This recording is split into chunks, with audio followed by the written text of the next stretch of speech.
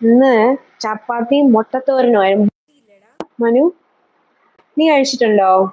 ബുർജി ഉണ്ടാക്കണം. മുട്ട, തേങ്ങായും പെരിഞ്ജീരകം, സവാള ആദ്യം കൊത്തിപ്പൊടിച്ച് പച്ചമുളകും വെളുത്തുള്ളി എല്ലാം കൊടുത്ത് ചിക്കി തോർത്തി മുട്ടയും പൊട്ടിച്ചൊഴിച്ച്, നിങ്ങൾക്കൊക്കെ ബാച്ചിലേഴ്സിന് പെട്ടെന്ന് ചെയ്യാൻ പറ്റുന്ന സംഭവം.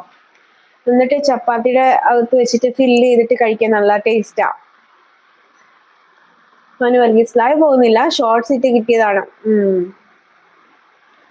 എനിക്ക് അത്യാവശ്യം ഉണ്ടല്ലോ. അസ്ലം, ഞാൻ ഫുഡ് കഴിക്കാൻ കുറച്ച് ബിസി ആയിരുന്നു. ആണോ? ഇന്ന് ബസ്സിലാണോ? മനുവേ, നീ ബുർജി കഴിച്ചിട്ടുണ്ടോ? മുട്ട ബുർജി. അതിന്റെ റെസിപ്പിയാണ് ഞാൻ പറഞ്ഞേ. അതായത് നമ്മള് ഞാൻ ഇന്ന് എടുത്തത് ഒരു 3 മുട്ടയാണ്.